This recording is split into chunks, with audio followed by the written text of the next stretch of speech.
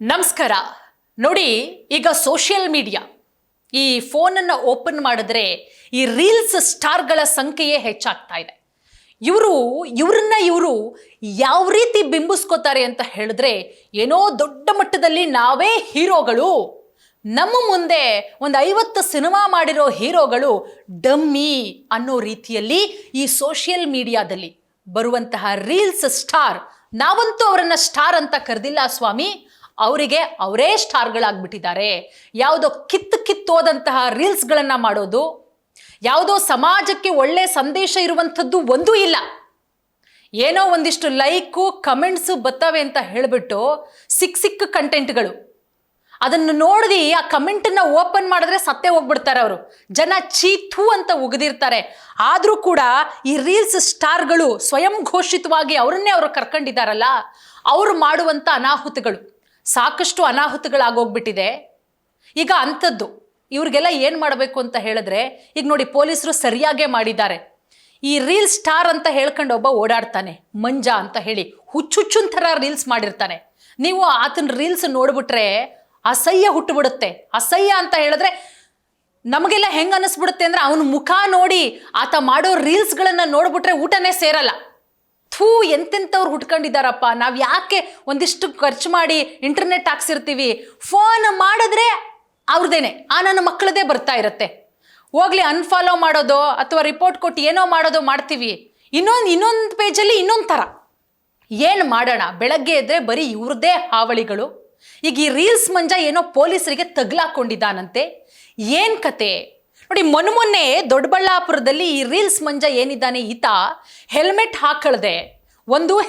ಹಾಕಳದೆ ಇರೋದು ತಪ್ಪು. ಇನ್ನೊಂದು ಕಡೆ ತ್ರಿಬಲ್ ರೈಡಿಂಗು, ಅದರ ಜೊತೆಗೆ ಜನರಿಗೆ ಹೆದರಿಸಿರೋದು.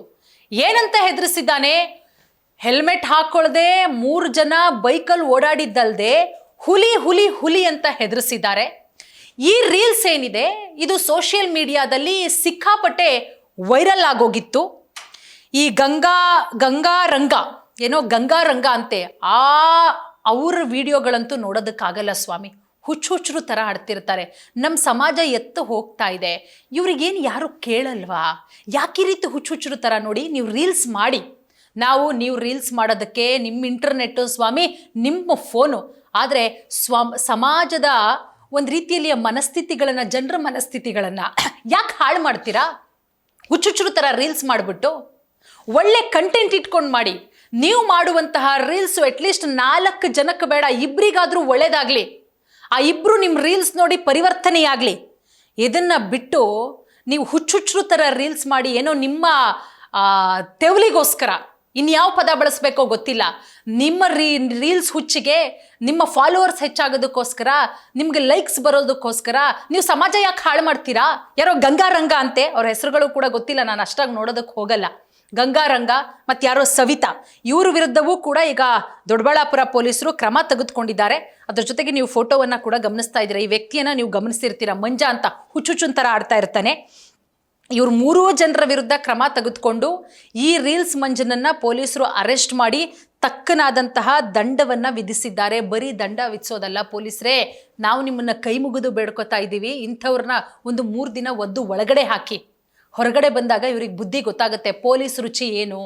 ಬರೀ ಸಮಾಜವನ್ನು ಹಾಳು ಮಾಡೋ ಕೆಲಸ ಮಾಡ್ತಾ ಇದ್ದಾರೆ, ಹುಚ್ಚುಚ್ಚರು ಥರ ಆಡ್ಕೊಂಡು ಮನಸ್ಥಿತಿಗಳನ್ನು ಹಾಳು ಮಾಡ್ತಾ ಇದ್ದಾರೆ.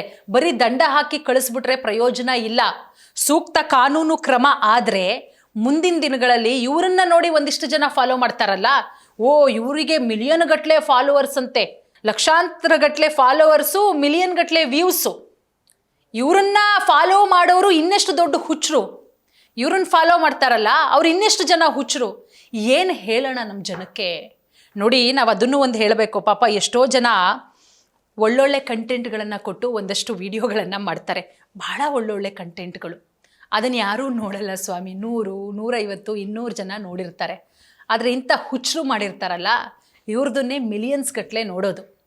ಬಟ್ ಇಂಥವರ ವಿರುದ್ಧ ಈ ರೀತಿ ಕ್ರಮಗಳಾಗಬೇಕು. ಮುಲಾಜೆ ನೋಡಿಲ್ಲ, ಎಚ್ಚರಿಕೆ ಕೊಟ್ಟಿದ್ದಾರೆ. ಮುಂದಿನ ದಿನಗಳಲ್ಲಿ ಏನಾದರೂ ಈ ರೀತಿ ಮಾಡಿದ್ರೆ ಒದ್ದು ಒಳಗಡೆ ಹಾಕಬೇಕಾಗತ್ತೆ, ಹುಷಾರಾಗಿರಿ ಅಂತ ಹೇಳಿ ಬೆಂಗಳೂರು ಗ್ರಾಮಾಂತರ ಜಿಲ್ಲೆಯ ದೊಡ್ಡಬಳ್ಳಾಪುರ ಗ್ರಾಮಾಂತರ ಪೊಲೀಸ್ ಠಾಣಾ ವ್ಯಾಪ್ತಿಯಲ್ಲಿ ನಡೆದಿರುವಂತಹ ಘಟನೆ ಇದು. ಇವರಿಗೆ ತಕ್ಕನಾದಂತಹ ಶಿಕ್ಷೆ ಆಗಬೇಕಾಗತ್ತೆ. ಜನ ಆಗ್ರಹಿಸ್ತಾ ಇರೋದು, ನಾವು ಕೂಡ ಆಗ್ರಹಿಸ್ತಾ ಇದ್ದೀವಿ. ಜನರಿಗೆ ಜೊತೆಗೆ ಆಟ ಆಡಬೇಡಿ, ಹುಚ್ಚುಚ್ರು ಥರ ಮಾಡಬೇಡಿ. ಒಳ್ಳೆ ಕಂಟೆಂಟ್ ಇಟ್ಕೊಂಡು ಮಾಡೋದಾದರೆ ಓಕೆ. ನೋಡಿ, ಇಂಥ ಹುಚ್ಚರಿಗೆ ಇದೇ ರೀತಿ ಮಾಡಬೇಕು. ಬರೀ ಇವ್ರಿಗೆ 3 ಜನನೇ ಅಲ್ಲ, ಈ ಥರದವರು ಸಾಕಷ್ಟು ಜನ ಇದ್ದಾರೆ. ಇದೆಲ್ಲದಕ್ಕೂ ಕೂಡ ಮೊದಲು ಪೊಲೀಸ್ ಇಲಾಖೆ ಕಠಿಣ ಕಾನೂನು ಕ್ರಮಗಳನ್ನು ತಂದು ಒಂದು 3 ಜನನ ಒದ್ದು ಒಳಗಡೆ ಹಾಕಿ ಕಾನೂನಿಗೆ ಒಪ್ಪಿಸಿ ಕಾನೂನು ಸೂಕ್ತನಾದಂತಹ ಶಿಕ್ಷೆ ಕೊಟ್ಟರೆ ಮಾತ್ರ ಇಂಥ ಹುಚ್ಚರನ್ನ ತಡೆಯೋದಕ್ಕೆ ಸಾಧ್ಯ.